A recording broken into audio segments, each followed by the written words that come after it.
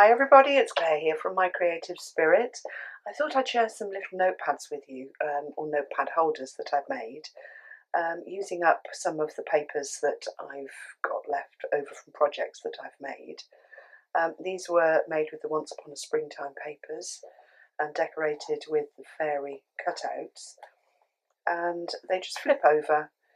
There's a removable pad in here and a pen, and then somewhere just to put little bits and pieces if you want to, in the corner.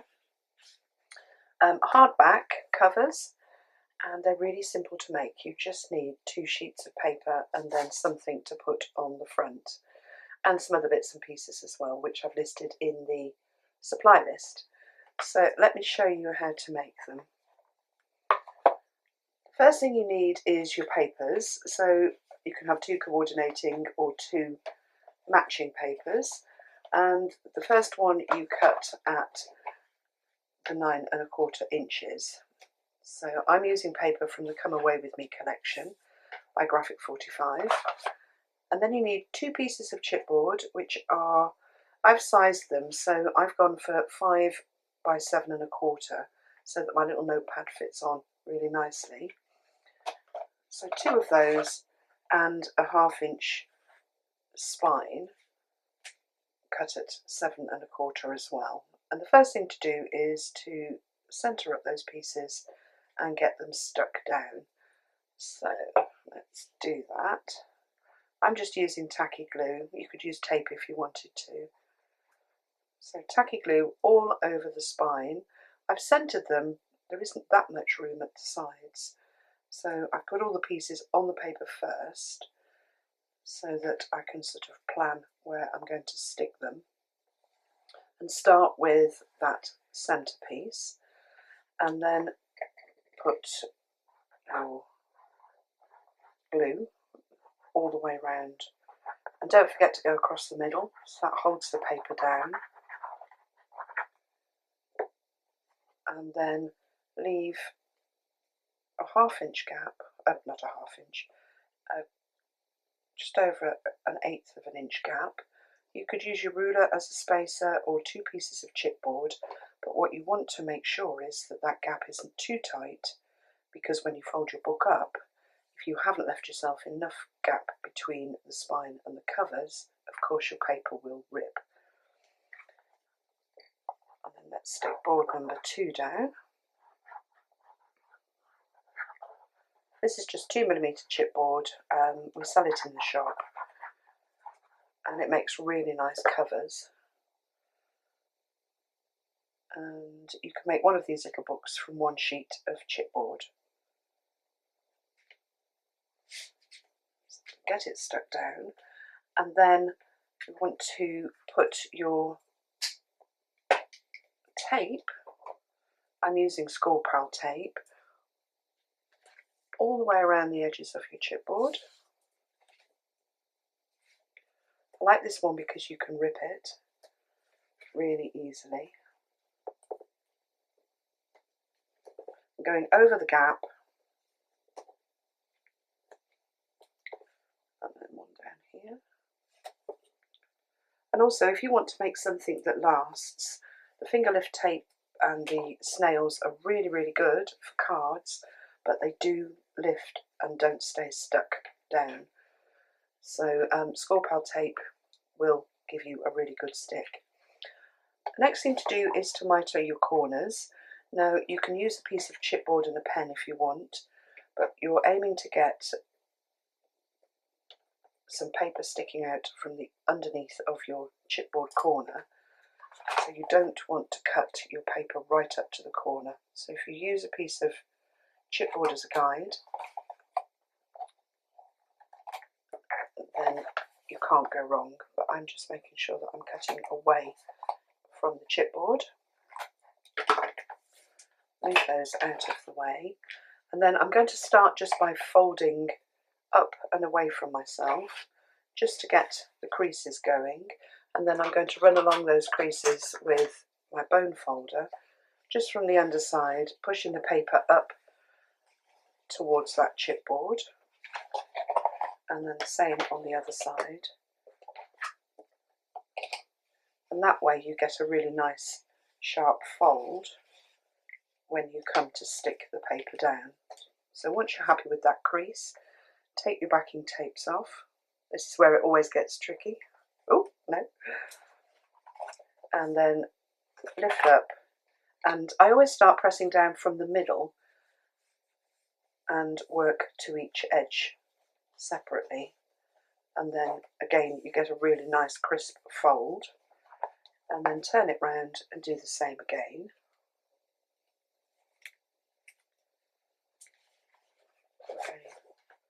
I think that's just habit. All the way along, all the way along. And then take your bone folder or your ruler and just ease the paper.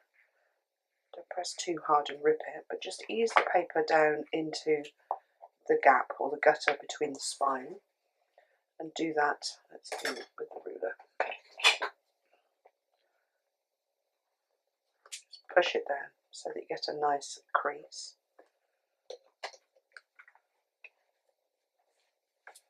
Like that. And then we're going to do the ends. Now you'll see that you've got a little bit of triangle of paper on the top sticking out over your chipboard. You want to push that down and around the corner and in slightly on both sides. I just do it with my nail, but you could do it with your bone folder. And then, this is where it gets tricky.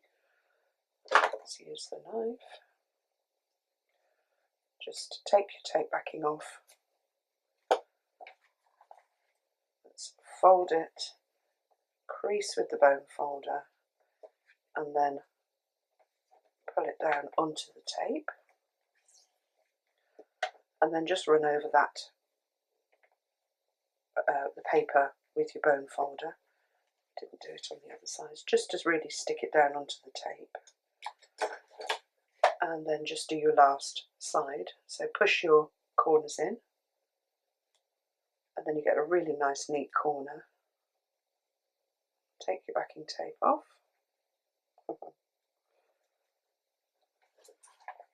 Fold it up. Crease it with your bone folder. I would start from the middle and then go towards the edges, and then just go over it again with your bone folder just to smooth that down and get it to stick firmly. And then fold your book up. I always just have my spine showing at the end, at the back of the book, so I'm pushing the corners, the covers, straight down so that it's just the spine at the back, and then you've got your nice folder. And then make sure it's the right way up. I'll work with mine away from me. And we're ready to stick the centre piece down. The second piece of paper you cut at 7 1/8 if you're going to make a book this size. And then you cut two pieces at 4 3/4 wide, and they're going to go on like that. And the middle bit that you've got left goes in the centre, and we're going to put a ribbon pen holder in that. And then from the first sheet of paper you want to cut a 4 3/4 wide piece, and then just trim off the point of sale strip from the top. And what we're going to do, let's turn this over, is we're going to make the slot here for the pad to slide in. I was going to use this side of the paper, but I went a bit inky mad and I didn't like that. So I'm going to coordinate mine and have it all the same colour, but you could swap your papers around to suit. So let's put in our ribbon, let's take that off, our little ribbon loop, which I'm sure I had here, but it's gone. So let me just cut another piece.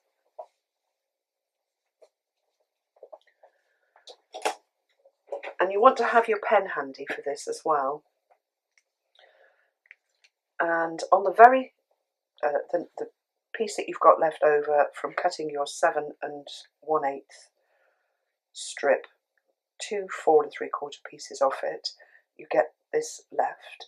you want to just hold it in half, not fold it, and take your scissors, just have a look where your pen's going to sit, and then just cut a little tiny sort of slither off the fold, and that's where we're going to thread our ribbon loop through. So a couple of inches of ribbon, and thread it through that loop like that. And you want to make sure that that loop is big enough to take your pen, so you don't want it to be too tight, but you can leave it a little bit larger than the pen so that you can change your pen and it still goes in the loop. And then we want to turn that over and just using some sticky tape stick down both sides of the ribbon. So I'm going to put a strip of tape either side of the slit.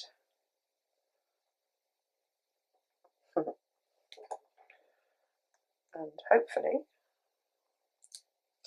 I'm going to fold one piece of the ribbon onto that tape, and then keeping the other side level, do the same with another piece of tape on the other side of the hole, and then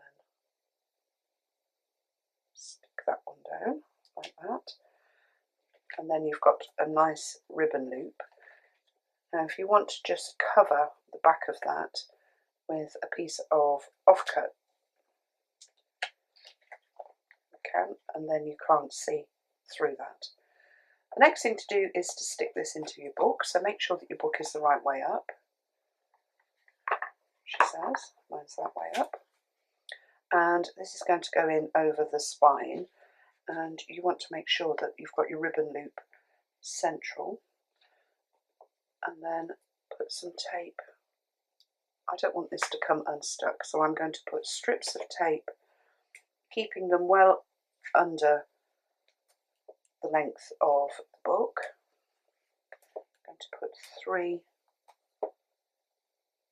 strips like that on the actual book cover, and then on this piece I'm just going to put a strip along the both short edges like that.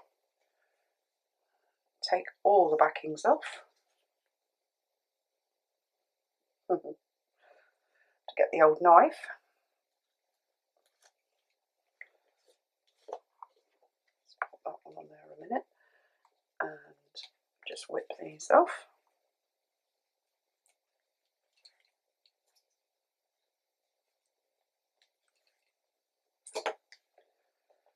Make sure your ribbon loop is the right way up. We'll just check the book again. I'm paranoid about doing it upside down. And then if you want to sort of see where the centre is, you can, but I think I'm just going to eyeball it. And stick that piece down. Just going to go over those strips of tape with my bone folder, and then just holding the paper down. You want it to go into the gaps between your covers and your spines, so just ease it in like that, and there's your nice little cover made. And then we're ready to put our papers on to cover the insides. So first paper to go on is the smaller, the one for the top up here, and it goes on the right. So I'm just going to use my tacky glue. I have used, let me tell you, it is Worn Lipstick was the ink, and I've inked all the edges of all the papers before I started. Let's move that out of the way. So I'm using this top line as a guide to stick this first piece of paper down, and I'm coming in about 1/4 of an inch from the outside edge. Make sure that it's nicely stuck down like that. Oops, don't move. And then this piece, I've scored it at 1 inch, folded it. I'm just going to cut back the sides like that, and then just to give it some extra strength, I'm going to put a strip of double-sided tape just under that crease line. This is where the book or your little pad's going to go in and out. So a double layer of paper will give it a bit more strength at the top. Stick that down and then just shape between your fingers so that you get a slight arch, and that just makes it easier to slide the little book in. And then I'm going to use the 1/8 of an inch score tape to stick this down. So right up along the edge.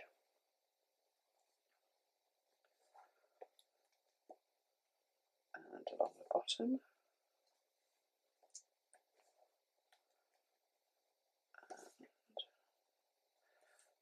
And just lift that off quickly.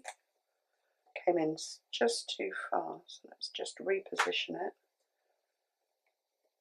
Like that. Take those backing strips off.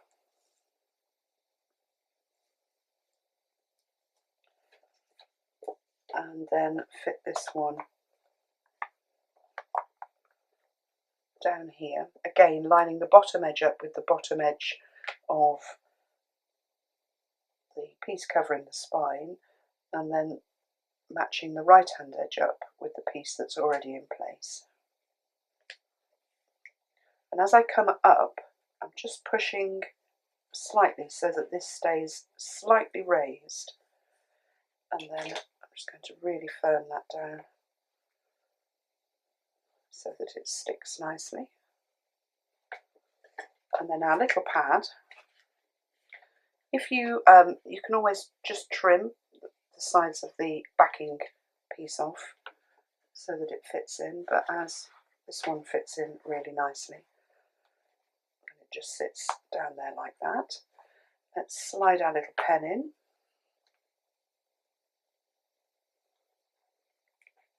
So the pen sits in there like that, whichever way you want to put it. And then let's cover this side. So the last of the 7 1/8 inch papers, and this one I'm just going to stick down with the glue. Don't forget to squiggle over the middle so that the paper sticks to the cover. And again, I'm going to line it up with the top and bottom edge of the paper covering the spine and come in 1/4 of an inch from that outside edge, or even 1/8 actually. And then let's just stick that down nicely.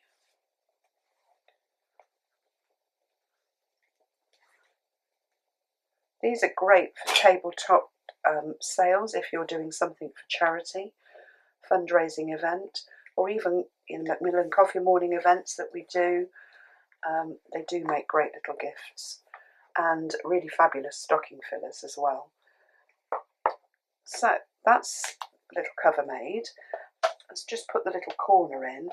I've used Patterns and Solids from, I think it was Time to Celebrate. They go really well with this collection. So I've gone for the brown, and I'm just going to mount that corner piece onto the brown cardstock, the brown Patterns and Solids.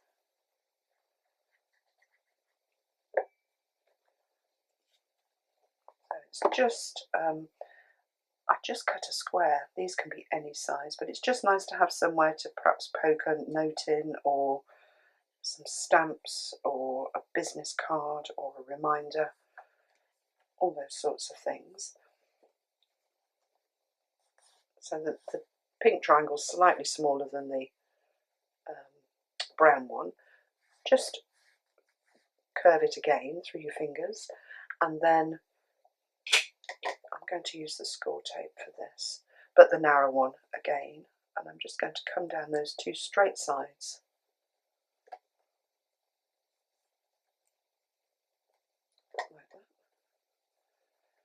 Take the backings off.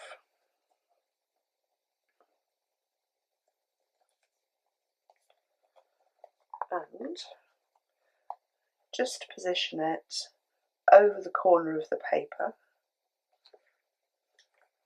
and really firm down those outer edges. And again, I'm just going to do that with the bone folder.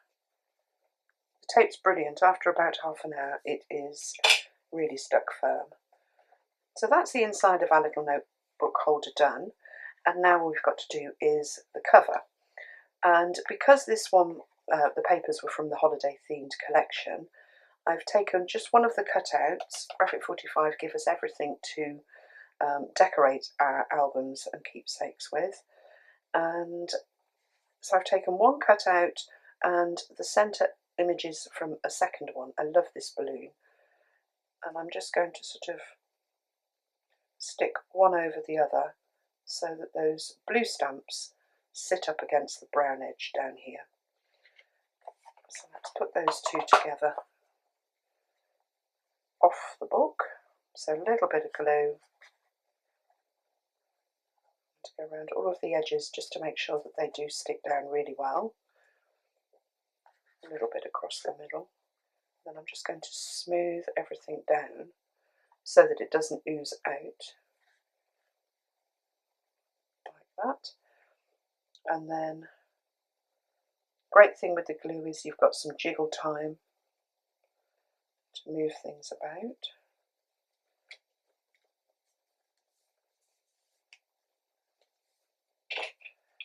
And I'm just going to make sure that it's nicely stuck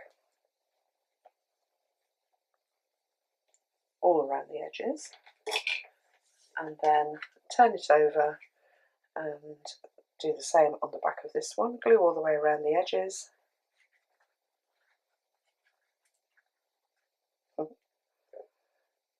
And let's bring our book back in. Stick it down. I've left a deeper border at the bottom, then at the top.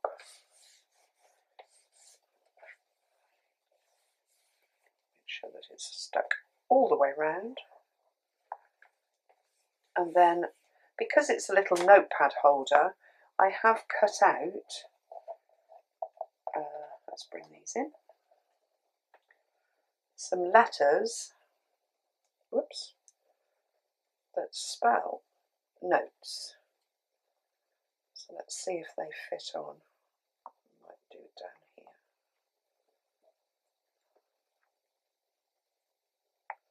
They may not. Actually, they don't have to be straight, so let's jiggle them about.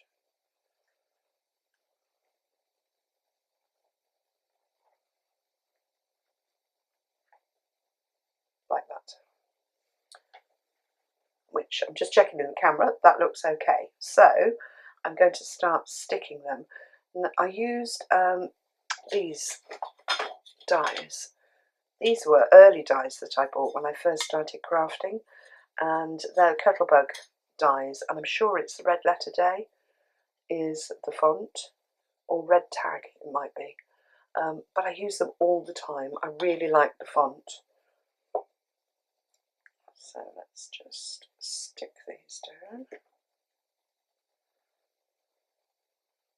So I'm going to line, just come in a little bit and line that one up just with the bottom edge there. I'm going to go down with the O. Does that look straight? So a little bit of glue on here. I've got a new sherry glass for my glue, given to me by the lovely Leslie. It's really posh. I have smashed all of mine over the years. I think I have gone through, I like a glass one because they're weighty. So when your glue dries in the bottom or runs out, the glass doesn't come up with the glue. I've tried lots of different plastic cups and all sorts. But the lovely Leslie decided that I needed a new one, so she gave me that one. And now I don't put it on the edge of the table. I do keep it in the middle. Let's come up with you. How's that looking? Let's come up a bit more. And a little S on the end. I'm going to go down there.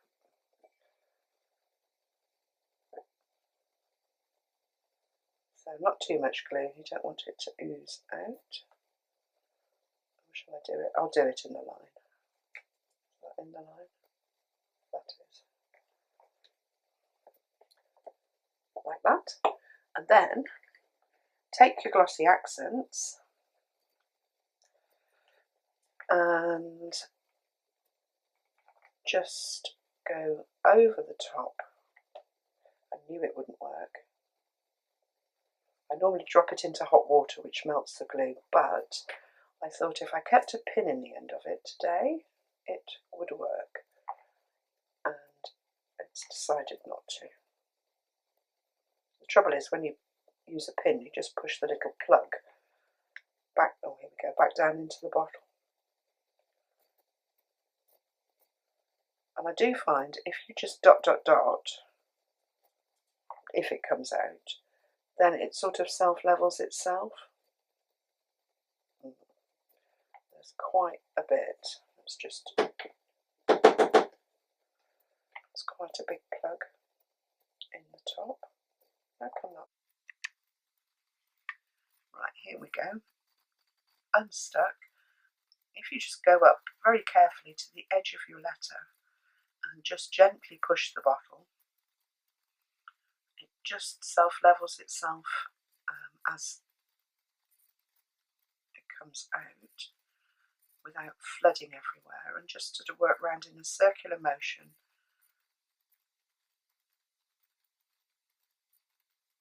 like that.